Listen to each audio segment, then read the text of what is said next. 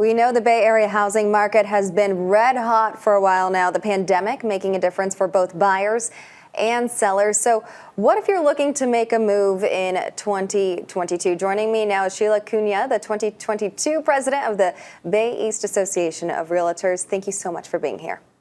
Thank you. So first, what trends are you seeing right now? What types of homes? Who's buying? Who's selling? What's going on in the market other than it is just really difficult? Yeah, you know what? Anytime you can purchase a home it's a great time in real estate, and the market has been extremely red hot. We think it's going to continue through 2022. My advice would be don't lose patience. Okay, the patience is what's really, really hard. What types of homes, from personal experience, what kind of homes are you seeing that people are showing the most interest in right now, and what kinds of areas as well? Well, area is kind of subjective. It's where do you want to live? Where do you work? How close do you want to be to that? Or if you're able to work on Zoom, then maybe it doesn't matter where you live. So it's kind of a little bit subjective as to what's best for you and your situation. Okay, Sheila. So when it comes to certain areas, though, that might be more popular, is there anything you're seeing trends with that way for the Bay Area? When you take a look at, the market statistics, it's up in all areas. The Bay Area is hot. I would say maybe it's a little hotter in the East Bay than it might be in San Francisco because of affordability. Okay. So how has the pandemic played a role for buyers? It's played a little bit of a role, especially when the pandemic started and we couldn't sell homes for a while. So, of course, the numbers were a little lower in 2020 when it first started. But it's frustrating. It's frustrating for buyers. There are, rules that we have to adhere to when showing properties. And, so it's been a little bit more difficult, but as we're able to do open homes now, it's a little easier for buyers to get out there and see the properties. It's not so easy for buyers, though, because we're not seeing as many houses on the market. We've already reported that inventory has dropped by about 30%. I might be wrong there, but it's dropped a little bit, significantly, in the last year. So for buyers, it's difficult because there's so much competition with other buyers. What should buyers do to set themselves apart in those situations? Be a strong buyer. Make sure you're going in there with your pre-approval, that you have that with your lender. Make sure you know what you want. So in the area that you want to be in, just, maybe don't set your sights on, the highest number that you're qualified for, but maybe something a little less in case it does go over. We're seeing a lot of homes that have non-transparent pricing. So they're being listed at a certain price, but they're really only going to accept offers that are sometimes $200,000, $300,000 over their listing price. Is this just something that's always been going on in the Bay Area, or should this stop anytime soon? It makes it really difficult for buyers trying to figure out what home they're able to get.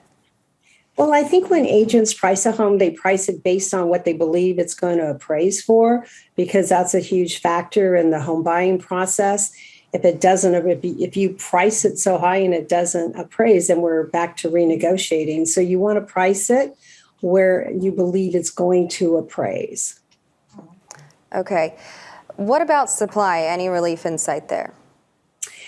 Well, we're coming off of the holidays, so, the spring season is always much better. I see a little bit more inventory coming on the market. So again, I would say be prepared when you're going out there to go shopping.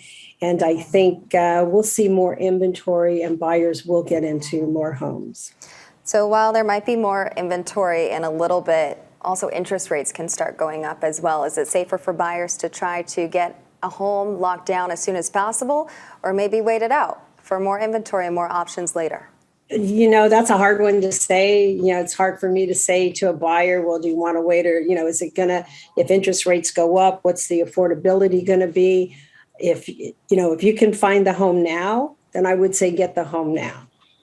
Okay.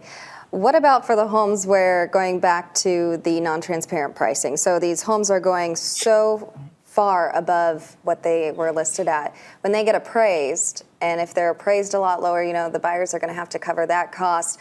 And will it get to a point where people are buying these homes for these really expensive prices, and in a couple of years the market drops? What are you seeing in that aspect for buyers right now? That's a tough question because the market is what the market is, and a buyer's going to pay what a buyer wants to pay for that house. Most people now, when they get a loan, it's not like it was back in 2008. You have to have some skin in the game. So, the market can go up and can go down, but real estate is such a great investment that if it were to go down 5%, it's going to come back up. Okay. Any signs? And you're investing in a home. Okay. So any signs the market will cool down anytime soon? My Ouija board's not working. So I can't tell you that it will. We're watching it. Right now, the inventory is so low. But as I said, we're getting into springtime, and that's the home buying and selling season. So certainly hoping that we're going to see a good outcome for both buyers and sellers.